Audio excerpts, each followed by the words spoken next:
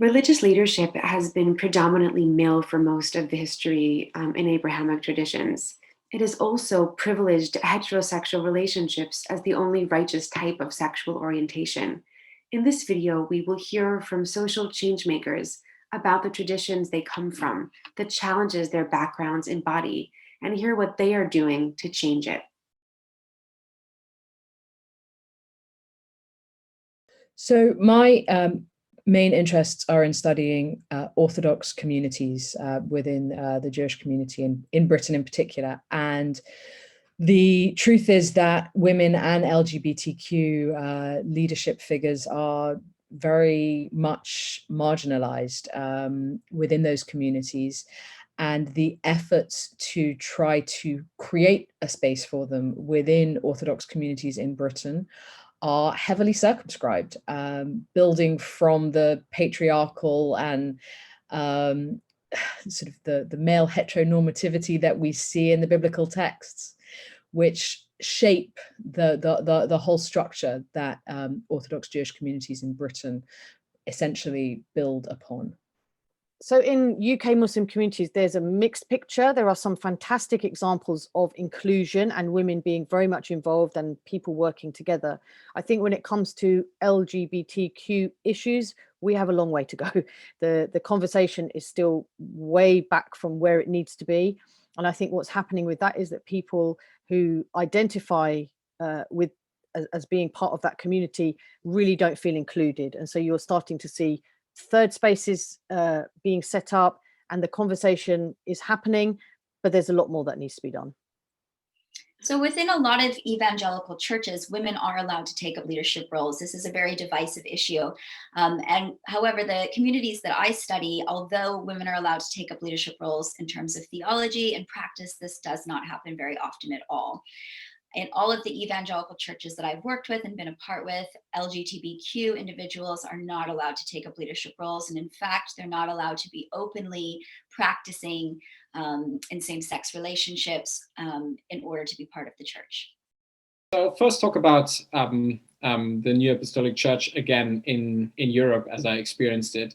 So I think first of all, one has to say that women are barred from the most important leadership roles, which is kind of the actual religious ministry.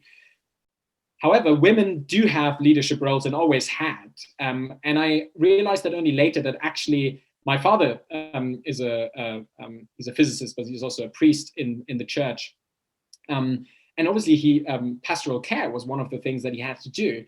But I also realized when I grew up later that a lot of people actually had a much better relationship with my mum. My mum would see these people for a coffee or visit them at home or take care of the elderly people. And I realized that she was a kind of pastoral care worker in some regards, maybe even more than my father was, and that she was really fulfilling a key function in the church.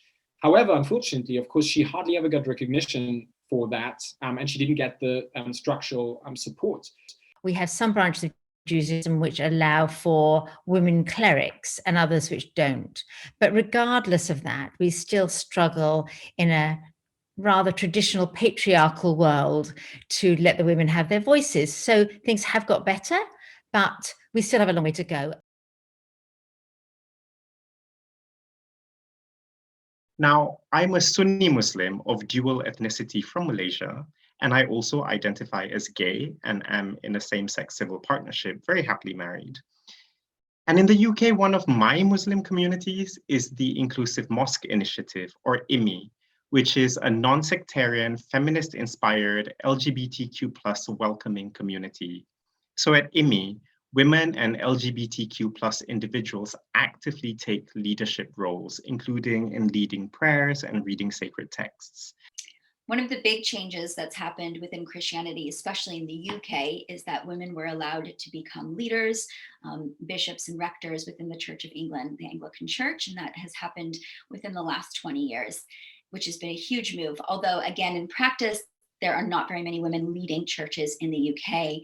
And unfortunately, the Church of England has not legislated to allow LGBTQ individuals to take leadership. One of the really exciting things about the UK right now, Muslim communities, are the women and the conversations that women are having together and really challenging the status quo and really pushing back and asking questions and learning. And once you learn, you have that power, and then together we can challenge the status quo. And I think also really exciting working with women from different faith backgrounds and looking at where the common challenges are and how we can deal with some of that stuff together.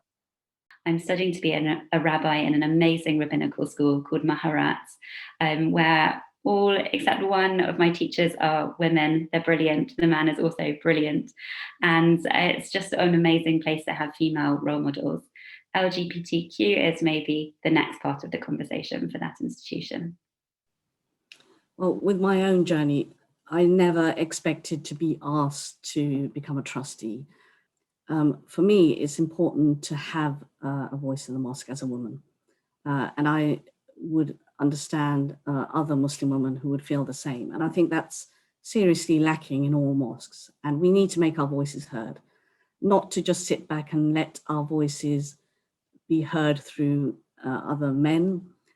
We need to be loud, we need to be clear. The model of British orthodoxy has traditionally been greatly influenced by Anglicanism, which emphasizes a more centrist approach and creating umbrella institutions. So the pushback against those institutions and that model leads to the creation of a thrust that we can identify towards more post-denominationalism, or a challenge to established institutions of religion to create more innovative models where spaces can be created for alternative leadership figures.